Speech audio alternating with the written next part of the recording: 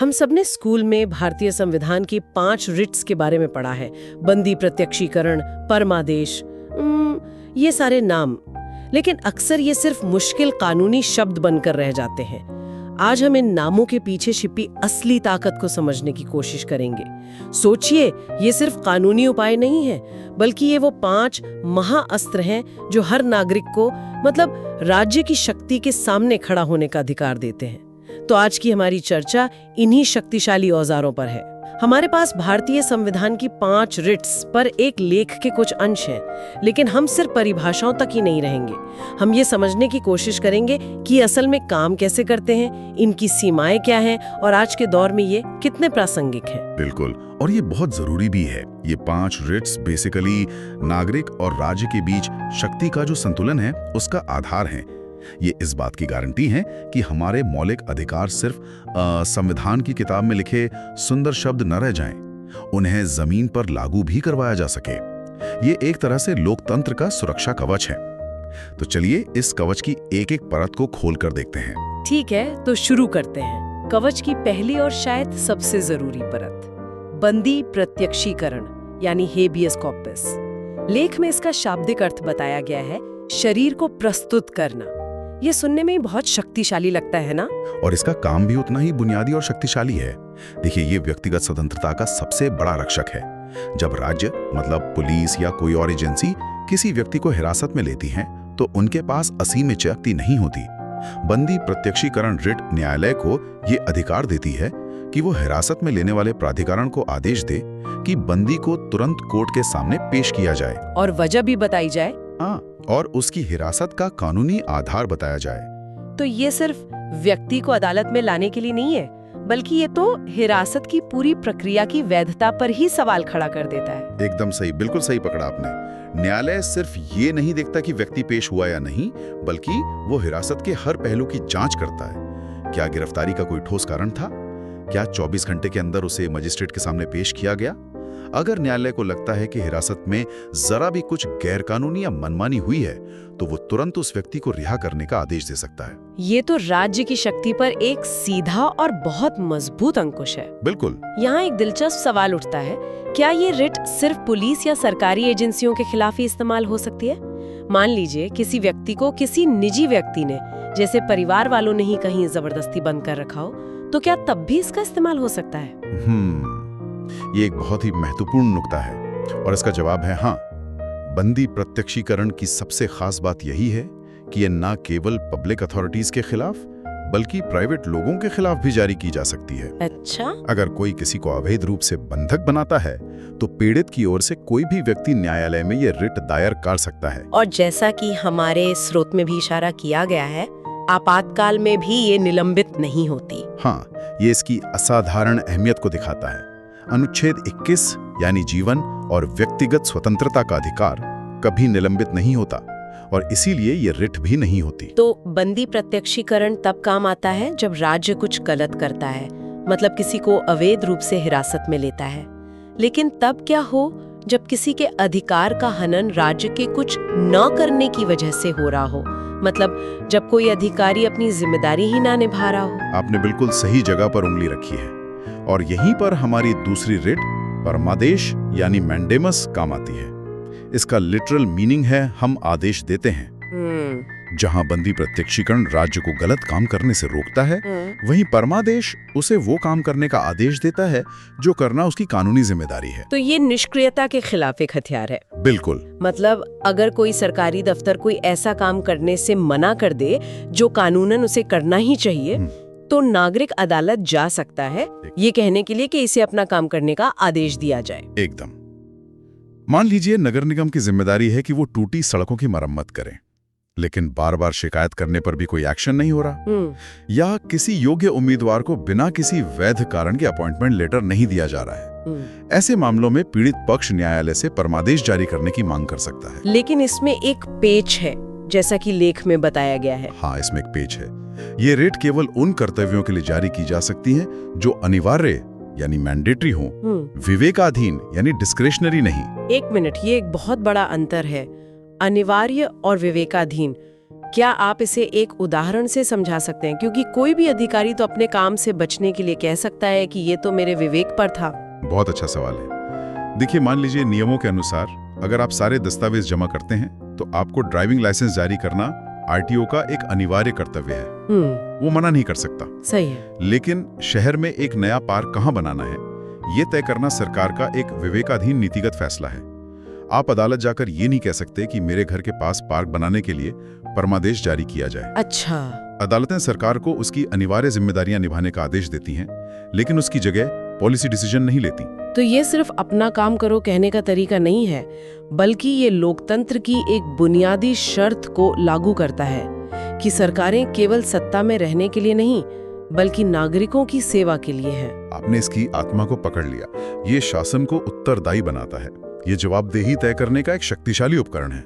ठीक है, तो हमने राज्य के काम करने और न करने दोनों पहलुओं को देख लिया।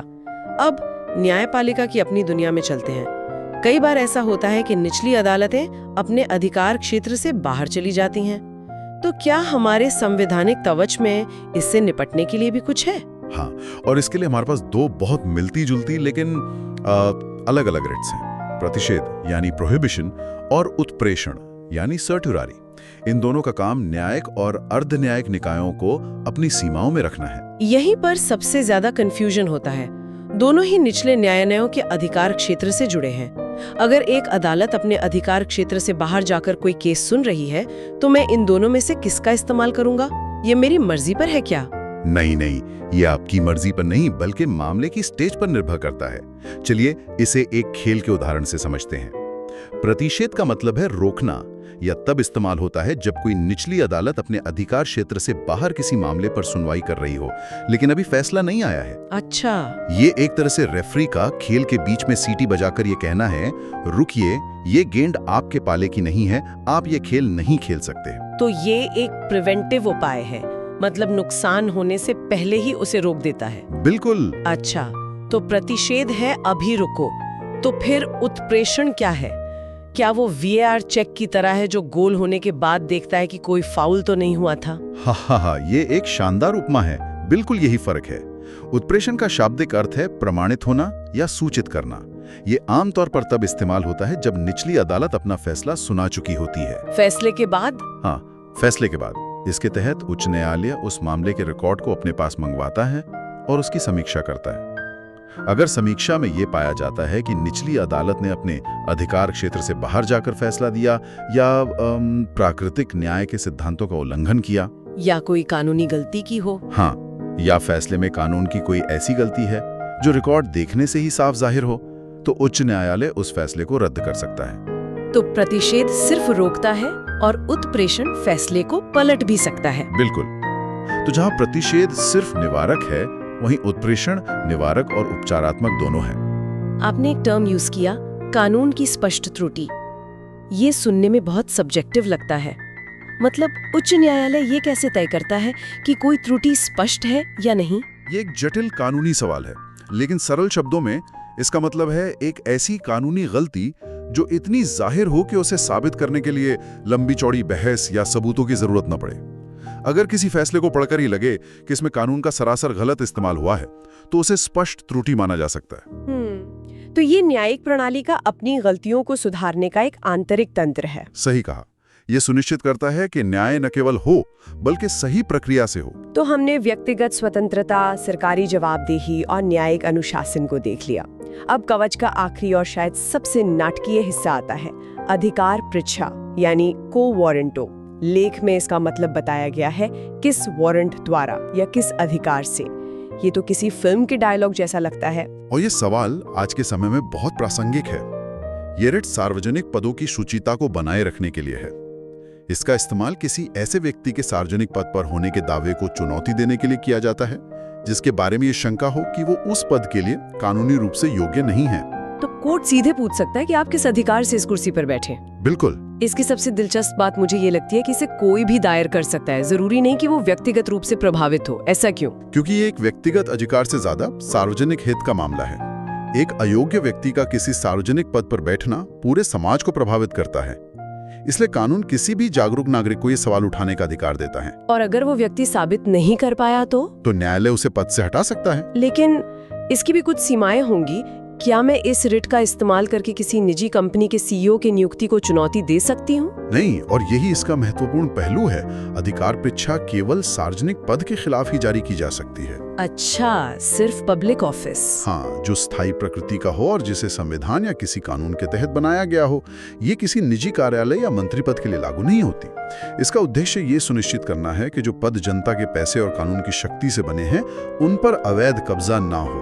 तो ये भाई भतीजावाद और गैर कानूनी नियुक्तियों पर एक शक्तिशाली संवैधानिक रोक है। बिल्कुल। तो इन सब का सार ये है कि ये एक कानूनी चुनौती है जो कहती है साबित करो कि तुम्हें इस कुर्सी पर बैठने का हक है। ये पूरी व्यवस्था को ईमानदार बनाए रखने में मदद करती है। हाँ, और सुनिश्चित करती है कि सार्वजनिक पद किसी की निजी जागीर ना बने। तो हमने देखा कि कैसे ये 5 रिट्स हमारे संवैधानिक ढांचे में एक पूरा सुरक्षा तंत्र बनाती हैं। बंदी प्रत्यक्षीकरण आजादी के लिए, परमादेश कर्तव्य पालन के लिए, प्रतिषेध और उत्प्रेषण न्यायिक सीमाओं के लिए और अधिकार परीक्षा पद की वैधता के लिए। ये सभी मिलकर नागरिक को राज्य की विशाल शक्ति के सामने मजबूती से खड़ा करते हैं। ये एक शानदार व्यवस्था है। निश्चित रूप से। और ये हमें एक अंतिम विचार की ओर ले जाता है। हमने इन रिट्स को नागरिकों के लिए राज्य के खिलाफ इस्तेमाल होने वाले औजारों के रूप में देखा। लेकिन सोचिए, इन रिट्स का टेक्स्ट तो संविधान में लिखे जाने के बाद से बदला नहीं है, लेकिन हमारा समाज, हमारी तकनीक और राज्य की शक्ति के रूप, वो सब बदल गए हैं। तब क्या होता है जब समय के साथ इन रिट्स की व्याख्या ही बदल जाती है? 20वीं सदी के ये औजार 21वीं सदी की समस्याओं जैसे डिजिटल निगरानी, डेटा प्राइवेसी का हनन या निजी कंपनियों द्वारा सार्वजनिक काम करने से कैसे निपटते हैं? ये सोचने वाली बात है कि क्या इन औजारों की धार समय के साथ तेज होती है या कुंद? बिल्कुल। असली चुनौती अब अदालतों और नागरिकों के सामने है कि वे इन मूलभूत सिद्धांतों की ऐसी व्याख्या करें जो आज के जटिल दौर में भी नागरिक के अधिकारों की रक्षा कर सके। कानूनी व्याख्या का ये निरंतर विकास ही तय करेगा कि नागरिक और राज्य के बीच शक्ति का संतुलन भविष्य में किस ओर झुकता है।